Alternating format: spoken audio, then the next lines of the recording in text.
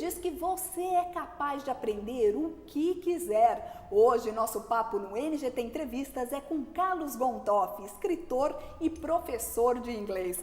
Tudo bem, Carlos? Tudo bem. Prazer recebê-lo aqui no NGT Entrevistas. Prazer é meu, obrigado.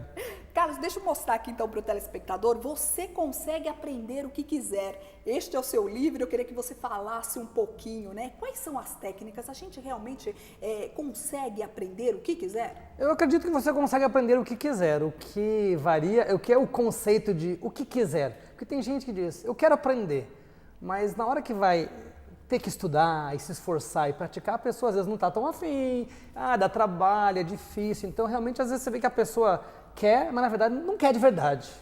Então, o que eu dou no livro são algumas ideias, algumas técnicas de como você se dedicar mais, como você se esforçar, como você não ter medo de errar, que é uma coisa que atrapalha as pessoas. As pessoas às vezes erram, ai meu Deus, então não sei, é muito difícil, eu não vou conseguir fazer.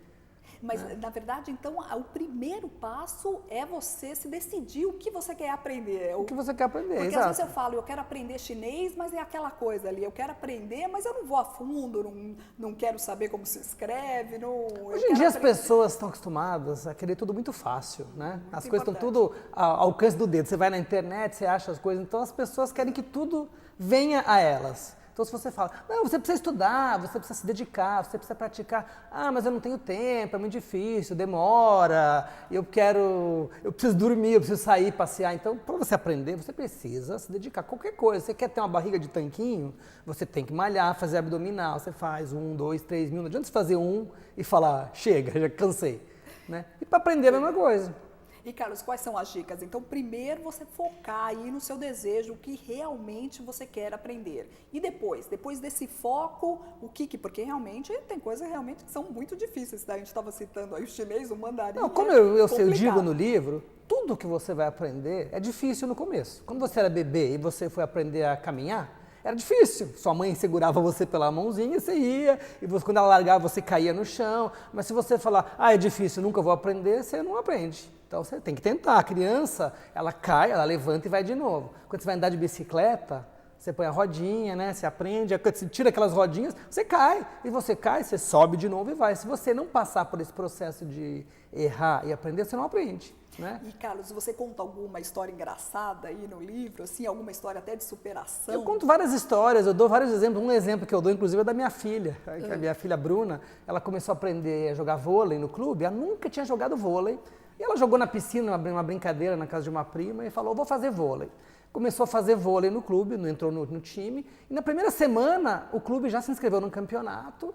E eles foram participar de campeonatos. E as meninas do grupo dela, ninguém tinha muita prática. E eles perderam todos os jogos do campeonato.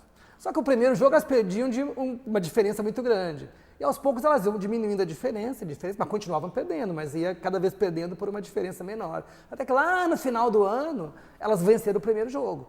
E o importante é que elas perdiam, mas elas diziam, não, mas a gente está melhorando, a gente está aprendendo, e a gente está treinando, e vai no final chegar num resultado bom, e realmente chegaram. Não ganharam o campeonato, mas no ano seguinte, elas já continuaram perdendo, mas ganharam já alguns jogos, ganharam mais do que perderam. Então, é um processo de erro e acerto. Na verdade, a gente falando sobre jogos, né, sobre jogos aí de equipe em plena Copa do Mundo, né, a Copa do Mundo que acabou agora este domingo, né, não deu para não fazer uma associação aí com a seleção brasileira. Mas uma coisa que as pessoas dizem, né, que a seleção precisa aprender com seus erros, precisa ver o que errou, para melhorar na próxima vez. Então, todo mundo fala isso, aprenda com os erros. E as pessoas... Mas, na verdade, aconteceu ao contrário, né, do que aconteceu com a sua filha, né? Porque começou perdendo de muitos e depois foi melhorando. Pelo Brasil, não, né? A gente começou mais ou menos e foi perdendo aí uma goleada. Mas eu acho que quando ela perdeu, a seleção perdeu de uma diferença maior, é porque ela estava jogando com times melhores também, né? Então, eu acho que eles vão aprender, espero que eles aprendam com os seus erros e melhorem para o futuro. Eu acho que uma das coisas que dificulta o aprendizado é o medo de errar. As pessoas não arriscam porque elas falam, eu vou errar. Só que o erro, eu tenho uma frase no livro que eu digo assim, se você quer ter mais sucesso, você precisa aumentar o seu número de fracassos. Ou seja, você precisa tentar e tentar e tentar, porque na verdade, até eu falo isso no livro também, O erro é mais comum do que o acerto. Você erra 1000 vezes e acerta uma. Quando você acerta uma, você fala, acertei. Mas para chegar aprendeu, naquele né? acerto, você precisou errar. Então, não ter medo de errar, não ter vergonha de errar. As pessoas erram e falam, eu sou burro, eu nunca vou aprender. Não é verdade. Tem gente que não... E, na verdade, você não sente isso, Carlos, que essa geração que está vindo aí, essa geração aí, ela não admite fracasso de jeito nenhum. Parece que a criança nasceu já sabendo, ela tem que acertar desde o começo. Tem uma pressão aí dos pais, tem uma pressão da sociedade, você sente isso? Eu sinto isso. A pessoa erra e chora, se desespera, eu nunca vou saber. Eu acho que não, eu acho que o erro é importante. Para você aprender, você precisa errar. Né? Aconteceu até uma experiência interessante, que até o relato do livro, que é uma pessoa que estava aprendendo a andar de patins. E a gente foi levar ela no parque, todo mundo segurando ela para ela não cair dos patins. E ela foi, pegou. E uma outra estava vendo e falou assim, se vocês não deixarem ela cair, ela não vai aprender. Porque ela tem que cair para aprender a se equilibrar. Então isso é o exemplo do patim, mas serve para qualquer coisa. Eu sou professor de inglês, né? Então eu falo para meus alunos, vocês têm que tentar falar, mesmo que estiver errado, não é que você vai falar errado a vida toda, mas você errando, alguém vai te corrigir, não é assim, é assado. E aos poucos você vai aprendendo, mas se você não tentar, você nunca vai ter a chance de errar e aprender a maneira certa. Queria que você falasse um pouquinho, você falou aí, citou que você dá aulas de inglês, eu queria que você falasse um pouquinho aí sobre isso, sobre a sua carreira, professor de inglês, escritor, ator, realmente multimídia. E na verdade, coisas, assim, eu tenho uma formação, eu me formei na faculdade de engenharia civil. E aí, depois eu fiz teatro, trabalhei como ator, até que eu caí no meio de inglês, assim, meio por acidente. Me convidaram para dar aula de inglês, eu estudava numa escola, eu tinha um inglês bom, me convidaram para dar aula e eu comecei a dar aula, me apaixonei e faço isso há 28 anos. Né? Depois eu acabei usando, eu tinha feito curso de teatro, eu acabei usando nas aulas de inglês as técnicas de teatro, eu dirigi grupos de teatro em inglês. O que eu vejo também é assim, né? Muitas pessoas estudam inglês, eu tive muitos colegas que estudaram comigo e eu aprendi a falar inglês bem e muita gente não. E as pessoas dizem, eu estudo e eu não consigo falar inglês. E eu penso assim, por que eu aprendi e que outros não? Eu aprendi porque eu me esforcei mais, eu aprendi inglês no Brasil, não viajei para fora, viajei para fora quando eu já era professor de inglês. Então o que me ajudou a aprender? Treinar, praticar. E eu comecei eu criei um blog, né, que é com dicas para aprender inglês, usando as coisas que eu fiz. E assim, não existe uma maneira certa de você aprender. Às Na vezes, verdade, aí, esse blog aí surgiu esse blog livro, surgiu né? esse livro. Olha só, 101 dicas para você aprender inglês, não é isso? Isso. Porque assim, não existe uma maneira certa de aprender. Às vezes o que funciona para mim é diferente para você, não funciona para você. Eu tenho uma maneira de aprender de um jeito, você tem a maneira de aprender de outro. Então tem gente que aprende escrevendo, a pessoa precisa escrever. Tem gente que ouvindo, aprende. Isso funciona para inglês, matemática. Tem gente que tem que fazer 1000 exercícios de matemática até aprender. Um faz 3 ou 4 já aprendeu. Cada pessoa é diferente. Às vezes eu tenho facilidade musical, então se eu transformar uma equação matemática numa música e ficar cantando assim, a soma dos quadrados dos catetos, aquilo vai ajudar você a aprender. Então não existe uma maneira certa. E eu criei esse blog dizendo assim, experimente fazer assim, experimente fazer assado. Se não der certo, continue tentando várias vezes. Aí se você vê que aquilo não funcionou para você, experimente de outro jeito. Aí eu escrevi o blog, meu blog teve muitos acessos e me sugeriram lançar o livro. Eu transformei no livro, o livro, aliás, ele tem, além das dicas, histórias de sucesso de pessoas que aprenderam. Então, alguém contando. Eu aprendi assim, eu fazia assado, então tem várias histórias. E quando eu publiquei o livro, muita gente... Conta uma história pra gente, Uma história, uma amiga minha chamada Heloísa, que hoje é professora de inglês, inclusive, e ela morava em Santos. Na época não tinha internet, não tinha TV a cabo, então ela, para treinar inglês, tinha um hotel internacional, assim, de nível internacional em Santos, ela ia para a porta do hotel e ficava esperando passar um gringo. Aí quando passava alguém, ela ia lá e falava assim, excuse me, what time is it? Puxava assunto, que era a maneira que ela tinha de praticar o inglês. Então eu digo assim, ela aprendeu porque ela se esforçou, porque ela não viajava, ela não tinha chance, né, de ouvir inglês, então ela fazia isso. Outras pessoas, eu tinha uma amiga que ela fazia cartõezinhos com as palavras, assim, e grudava assim, a geladeira, escrevia assim, refrigerator. Parede, wall. Aí ela entrava na casa, ela ia olhando os papeizinhos e aquilo ia ajudando ela a se lembrar.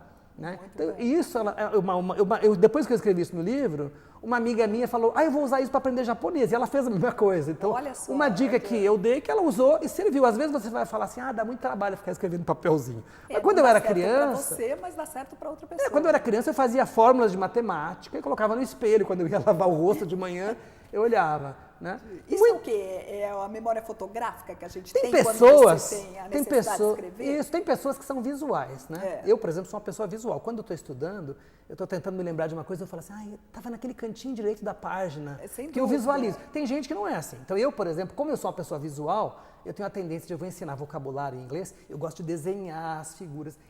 Eu acho que aquilo é bom, mas porque é bom para mim, mas às vezes para o aluno não é bom. Porque tem pessoas que não conseguem lembrar de uma coisa visualmente, precisa escrever uma definição, precisa ouvir. Eu conheço pessoas que vão para a aula sem caderno. Ela ouve e lembra, porque ela tem um aprendizado auditivo. Existem, né, teorias sobre o aprendizado. Tem gente que precisa se levantar e mexer. Esse que aprende, a gente fala, são as pessoas sinestésicas, que aprendem com o movimento. Né? Quando eu lancei esse livro, muita gente me dizia, mas esse livro serve para aprender outras coisas, não é só para o inglês, porque se você usar essas técnicas e essas ideias, você aprende qualquer coisa. Foi quando eu tive a ideia de fazer esse livro, você consegue aprender o que quiser, onde eu falo de técnicas e ideias que dá para ser aplicada a qualquer situação. Verdade. Agora, voltando a esse livro aqui de 101 dicas, né? Veio aí numa super hora, não sei quando que você lançou esse livro. Esse livro já tem uns 3 anos, mais ou menos. Mas veio numa época aí que o brasileiro aí estava aprendendo aí, se importando aí com a Copa do Mundo, onde fomos vitrines do mundo. Aí tive muita gente que me dizia, dá para aprender inglês para a Copa, mas assim, 15 dias antes da Copa, não dá tempo. Uma das coisas que eu digo nos 2 livros, inclusive, o aprendizado leva tempo. Então você vê assim escolas de inglês que põem cartaz na rua, né? Aprende inglês em 8 semanas. Não existe isso. Sem dúvida. Se você quer aprender, sei lá, carpintaria, fazer um móvel, não é em 15 dias que você vai fazer. Você tem que fazer, você vai fazer um móvel, vai ficar torto, você faz outro, e demora. Então, assim, tem que ter um tempo. Essa coisa de aprender assim, imediatismo, não existe. Não né? dá. Só comentando com você, Carlos, que eu fiquei orgulhosa do povo brasileiro, porque um turista disse que ele há 6 anos atrás ele tinha visitado o país e ninguém falava inglês e não se esforçava para se comunicar com ele. E um americano que vem, não sabe nada da nossa língua é muito difícil para eles, realmente o português é muito difícil. Então, e agora chegando aqui no Brasil, em várias partes do país que ele foi acompanhar aí a seleção, ele sentiu que o brasileiro, se não consegue se comunicar, pelo menos tenta. Não tem aquilo que você falou, né? Já não tem mais a vergonha de falar ou não. O brasileiro saiu atrás, foi buscar o resultado aí. Foi é bom tentar. saber, eu não tinha escutado nenhum comentário sobre isso. Mas muitos turistas e até os jornalistas que foram entrevistados por um portal da internet, eles elogiando o país, e uma das questões foi exatamente essa, que eles falaram que o brasileiro hoje, o que eles sentiram é exatamente isso, que o brasileiro hoje, pelo menos ele se esforça em conversar com você, assim, em conversar com um estrangeiro, coisa que mas uma coisa que acontece, não tem. O brasileiro tem essa coisa assim, já que eu me viro, já que isso eu consigo, terrível, ele acha que já está bom. Então, o Brasil tem um dos níveis mais baixos de fluência em inglês. Existem pesquisas muito baixo, que acho que sem 5% dos brasileiros falam inglês e desses 5%, só não sei quantos por cento são fluentes. Eu não lembro os números exatamente. Porque a pessoa fala assim, eu já me viro. Eu tenho alunos que vão fazer assim cursos avançados de inglês. Quando você está no curso avançado, que você está querendo falar o inglês melhor, né, do que só o básico. Claro. E aí você corrige o aluno, ele fala assim, mas quando eu falo me entendem. Então assim, você quer ser entendido ou você quer falar bem? Então até eu digo no meu livro, o que você quer? Você quer ter um inglês mais ou menos, para você poder viajar e não morrer de fome? Ou você quer ter um inglês bom para você poder viajar, se comunicar, assistir uma palestra, conversar com alguém? Você quer conversar com alguém na rua? Conversa mais ou menos. Agora, se você quer um dia assistir um congresso fora do país, você... Assistir uma peça de teatro. Então, você tem que ter um inglês melhor. Para você melhorar, você tem que realmente querer melhorar. Né? Sem dúvida. Isso é para o inglês, para qualquer coisa. Carlos, a gente vai fazer um pequeno intervalo, mas a gente volta aí falando aí sobre outras técnicas e mostrando aí outros trabalhos seus, ok? Ok. O NGT Entrevistas faz um rápido intervalo, mas a gente volta já já. O nosso papo hoje é com Carlos Gondoff, escritor e professor de inglês. Fique com a gente.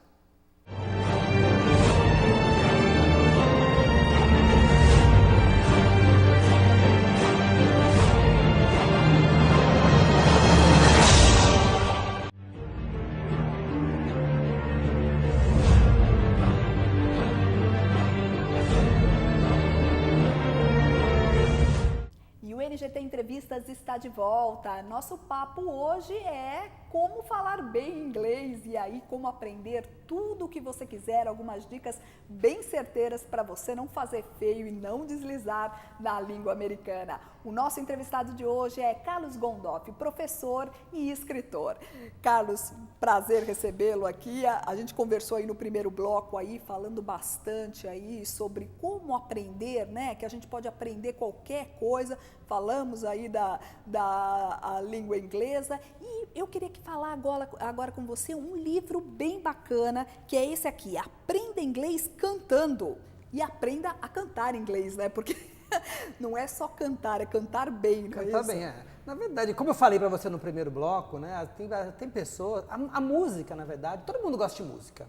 O que varia é o tipo de música. Às vezes eu gosto de rock, você gosta de country music, mas todo mundo gosta de cantar. E quando a gente canta, a gente repete as palavras muitas e muitas vezes e aquela palavra acaba ficando na sua cabeça. Quando você era pequenininha, você cantava, né? Capelinha de melão. E você não sabia o que estava falando. Aliás, até hoje eu não sei o que quer dizer capelinha de melão, é de São João. O que quer dizer isso? Né?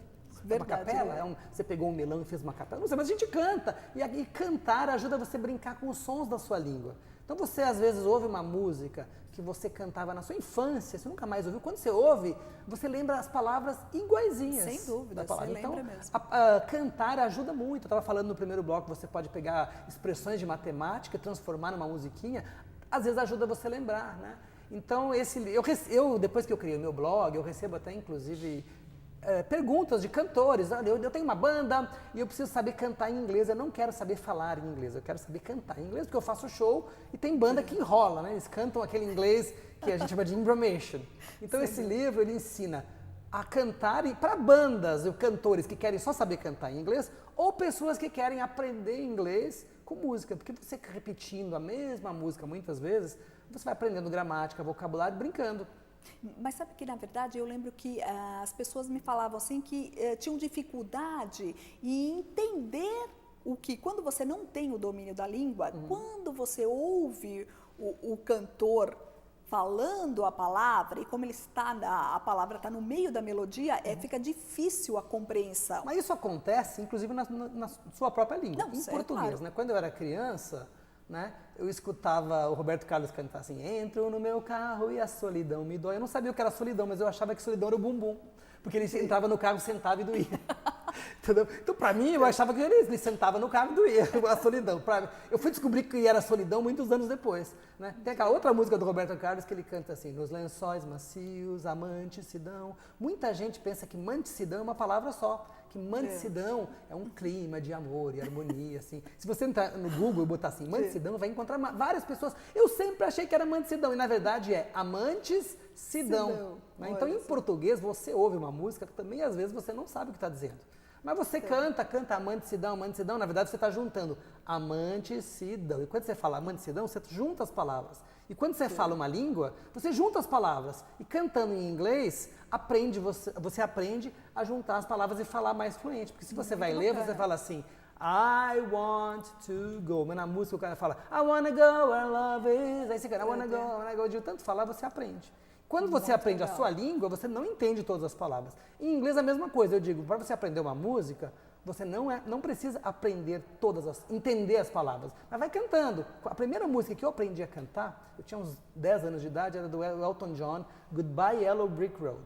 Eu tinha a letra, eu cantava. Naquela época a gente tinha o LP de vinil, né, que eu ouvia, cantava. Eu cantava perfeitamente e eu não tinha a menor ideia do que eu estava dizendo.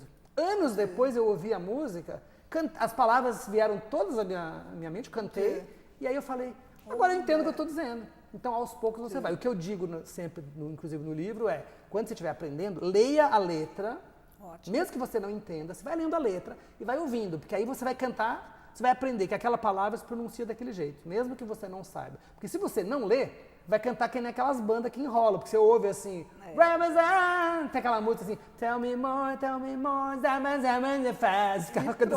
Só assim. E se você vai lendo, você vai aprendendo. Então, assim, no livro, a gente dá dicas também de pronúncia, de como você pronuncia certos sons. Em português, quando você tem o som final de L, você pronuncia U, você fala Brasil, você não fala Brasil. Né? Em inglês, o L, a língua sobe, você fala o. Então, eu dou exemplo assim, Essas músicas têm bastante som de L. Se você cantar, ajuda a você aprender a pronúncia. E como que você fez essa? Você coloca, tem algumas letras Tem aqui? algumas letras, mas não é um livro assim que diz assim, essas são as boas músicas para aprender, porque isso também depende de pessoa. Eu gosto de Elton John, você gosta de Bon Jovi. Então, assim, o que eu dou no livro é assim, dicas de como você pode achar músicas que você gosta. Você está aprendendo na escola verbos no passado. Como você pode achar músicas no passado? Então eu dou dicas. Vai no Google, escreve assim, assim, assim. Você vai achar uma lista de músicas. Aí você escolhe a que você gosta. E se você cantar aquela música várias vezes, você vai cantando verbos no passado. E você vai lembrando. Quando você for falar, aquelas palavras vêm na sua cabeça. Tem vezes que eu digo uma frase, eu digo, essa frase era de uma música. Que música era? Porque você grava, né, de tanto cantar. Então, e você sente assim, quando você leva a música assim para a sua sala de aula, assim, eu não sei se você dá aula para crianças, dou aula para crianças, adolescentes, adultos, com todas as idades. É mais fácil, né? A criança, o adolescente se interessa logo pela música, não é? Às vezes, como eu digo, às vezes eu toco uma música que eu acho maravilhosa, eu estou ensinando Present Perfect, escolhe uma música maravilhosa, eu toco o aluno e falo assim, ai, que música chata. Outro fala, que música legal. Não dá para você agradar todo mundo. Numa sala de aula de 15 alunos, vai ter 2 que vão gostar, 2 mais ou menos, uns vão odiar. Então eu digo para eles assim, essa é uma música, eu não toco a música inteira, eu toco um pedacinho da música onde tem aquela estrutura que eu estou trabalhando. E eu digo para eles, se você não gostou dessa, procure na internet uma música que tenha a mesma estrutura. Aí eles vão e procuram. Isso aí, na verdade, é para estimular a pessoa a procurar a música que ela goste. E aí, se ele começar a acostumar a fazer isso, vai fazer por conta própria, vai cantando. Na verdade, não existe uma música que seja a ideal para aprender. Uma música que você gosta, que você cante muitas e muitas vezes, você vai acabar aprendendo e indiretamente acaba aprendendo inglês. Não é para você ser um cantor. Tem gente que é cantor, mas quando eu digo aprenda inglês cantando, não precisa cantar afinado. Você canta para brincar, canta no banheiro, canta no carro. E, Carlos, na verdade, também tem um outro livro aqui que eu queria mostrar para o telespectador, que, na verdade, são peças curtas que você mesmo escreveu, e eu queria que você contasse como elas ajudam aí a pessoa que está tentando aprender a língua, ela se familiariza com as histórias, qual que foi a sua intenção ao escrever isso? Esse é o meu primeiro livro, né? Como eu falei no começo, eu tenho uma experiência de teatro, me formei ator, trabalhei bastante tempo com teatro, e quando eu comecei a dar aula de inglês, mais ou menos se encaixou, eu comecei a fazer peças de teatro com os alunos. Então, eu fazia... Quando você faz uma peça de teatro, você tem que ensaiar. Então, você pega o seu texto, você decora, você repete, o diretor fala de novo. E aí você vai repetindo aquilo, muitas vezes o texto vai ficando na sua cabeça e você aprende também a falar inglês indiretamente. Quando você está numa sala de aula, o professor fala assim, repita essa frase. Aí o aluno repete 2 vezes e fala, ai, chega, não aguento mais. Mas quando ele está fazendo teatro, ele tem que repetir, ele acha que é legal, porque tem que estar melhorando a peça, está preocupado com a interpretação. Então, eu fiz esse livro, que são 40 peças curtas, cada peça tem um ponto gramatical. Então, essa peça tem verbos no presente, verbos no passado. E eu fiz uma tabelinha no final do livro, onde eu digo, essa peça é boa para alunos básicos, essa peça é boa para alunos intermediários, alunos avançados. E o tema da peça. E eu dou em cada peça sugestões de como você pode fazer essa peça numa sala de aula ou numa festinha com os amigos. Então, assim, pegue 2 cadeiras, uma coisa bem simples. Pegue sente no chão, ideias de roupas. Ou a peça tem 5 personagens, eu digo, se você tiver 6 pessoas, divida esse personagem em 2 ou cria um personagem novo. Então, eu dou ideias para professores usarem na sala de aula e para grupos que querem se divertir e montar a peça. E funciona bastante? Funciona bastante. Esse livro, inclusive, ele é fotocopiável, né? Então a pessoa que comprar pode pegar a peça, fazer cópias e distribuir para os alunos. É para professores ou para escolas de inglês, mas funciona porque as pessoas fazem brincando e aprendem inglês. Carlos, queria muito agradecer sua presença no NGT Entrevistas e, por favor, suas considerações finais aí para o telespectador do NGT Entrevistas que está de olho aí em você, que ficou prestando atenção não só pelas dicas aí de inglês, mas pelas dicas aí para a vida toda, né? Para o aprendizado de qualquer coisa na vida. É isso que eu digo, aprenda o que quiser. Você é capaz, você consegue, depende de você. Você tem que se esforçar. Nada na vida vem fácil. Uma frase que eu digo no livro, que não é minha, eu ouvi numa estação de rádio até, é assim, o brasileiro, ele tem muita iniciativa, mas não tem acabativa. Ele começa, mas não vai até o fim, porque você desiste no meio. E um professor, um amigo meu, me disse inclusive assim, quando você não aprende, não é porque você era ruim, é porque você não se deu a chance de chegar lá e aprender, né? Você desistiu antes de aprender. A pessoa fala, é muito difícil, não vou conseguir. Mas se você for, você consegue. Claro que tem certas coisas que você nunca vai aprender. Quando eu escrevi esse livro, meu filho disse, se eu quiser aprender a voar, eu consigo? Então, eu digo, não, voar você não consegue, mas das coisas que são possíveis, você consegue. Você quer ser um bailarino? Talvez você nunca seja um bailarino clássico para dançar no municipal, mas você consegue dançar um pouco. Você não vai ser o melhor bailarino do mundo, mas se você se esforçar, você consegue. E tudo na vida a gente aprende através de erros. Então, não tenha medo de errar, porque o erro, na verdade, é um amigo. O erro está te mostrando que você está no caminho errado. Aí você se corrige, talvez você erre de novo e o erro vai te colocando na direção certa. Então, errar leva ao aprendizado. É uma das coisas que bloqueia mais as pessoas, é o medo de errar, o medo de que vão rir. Ah, se eu errar, vão achar que eu não sei. Mas realmente, eu não sei. Quando eu aprender, outra coisa que eu digo no livro, inclusive, é assim, você não precisa ser bom numa coisa para começar. Ah, eu não vou aprender a pintar porque eu sou ruim de pintura. Não, você vai ser bom no fim do processo. Você não tem que ser bom para começar, você vai ser bom no começo. Então você realmente consegue aprender o que quiser, mas tem que se dedicar. Bacana, Carlos. Muito obrigada aí pelas suas dicas. Esse foi o NGT Entrevista de hoje, conversando aí um papo gostoso com o escritor e professor de inglês, Carlos Gondoff. Muito obrigada pela sua participação e eu te aguardo na próxima edição do NGT Entrevistas. Até mais!